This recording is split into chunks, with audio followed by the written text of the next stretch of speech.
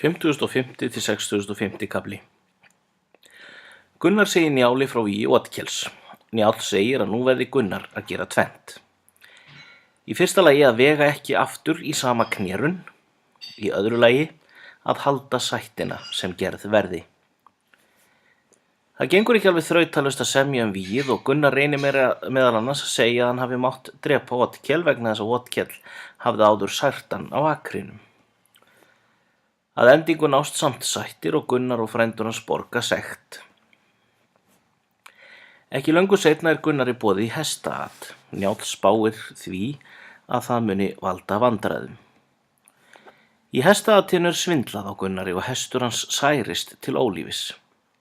Gunnar reiðist og ber svindlarana. Njáll reynir að sætta menn án árangurs. Nokkru seinna safna hestaatsvindlararnir nokkuð stórum her til að sitja fyrir Gunnari og bræðrum hans. Gunnar dreymir martröð, þar sem úlfar ráðast á þá bræður og drepa Hjört en hvorki hann né Kolskegg. Nú þar til máls að taka að Gunnar ríður austur yfir Þjórsá, en hann kom skammt frá ánni syfjaði hann mjög og bað hann þá að æja þar. Þeir gerðu svo. Hann sofnaði fast og lét illa í svefni. Kolskeggur mælti, dreymir Gunnar nú. Hjörtur mælti, vekja vildi ég hann. Eigi skal það, segir Kolskeggur, og skal hann njóta draums síns. Gunnar lá mjög langa hríð. Hann varp af sér skildinum hann vaknaði og var honum orðið með heitt mjög. Kolskeggur mælti, hvað hefur þið dreymt, frændi? Það hefur mig dreymt, segir Gunnar, að ég myndi eigi riðið hafa úr tungu svo fámennur ef mig hefði þá þetta dreymt. Segðu okkur draum þinn, segir Kolskeggur. Það dreymdi mig, segir Gunnar, að ég þóttist ríða fram hjá Knafarhólum. Þar þóttist ég sjá varga, mjög marga, og sóttu þeir allir að mér, en ég sneri undan fram að Rangá. Þá þóttist mér þeir sækja að öllu megin, en ég varðist. Ég skaut alla þá fremstir voru, þar til þeir gengu svo að mér að ég mátti eigi boganum við koma. Tók ég þá sverðið og vó með annari hendi, en lagði með atgerinum annari hendi. Hlífði ég mér þá ekki og þóttist ég þá eigi vita hvað mér hlífði.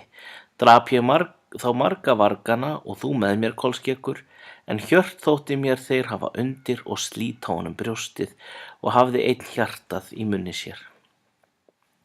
En ég þóttist verða svo reiður að ég hjó vargin í sundur fyrir aftan bóuna og eftir það þóttu mér stökkva vargarnir. Nú það ráð mitt, Hjörtur, frændi, að þú ríðir vestur aftur í tungu. Eigi vil ég það, segir Hjörtur, þótt ég viti vísan bana minn, þá vil ég þér fylgja. Síðan riðu þeir og komu austur hjá Knafarhólum. Þá mælti Kolskeggur.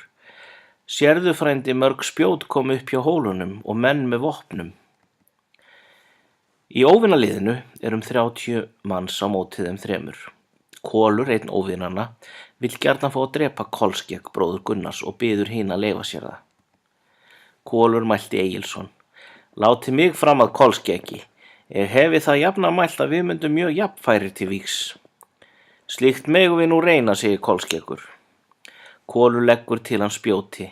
Kolskeggur vóð þá mann og átti sem mest að vinna og kom hann eigi fyrir sig skildinum og kom lagið í lærið utanfótar og gekk í gegnum. Kolskeggur brást við fast og óða að honum og hjó með saxina á lærið og undan fótinn og mælti, hvort nam ég þig eða eigi? Þess galt ég nú, segir Kolur, ég var berskjaldaður og stóð nokkur stund á hinn fótinn og leit á stúfinn.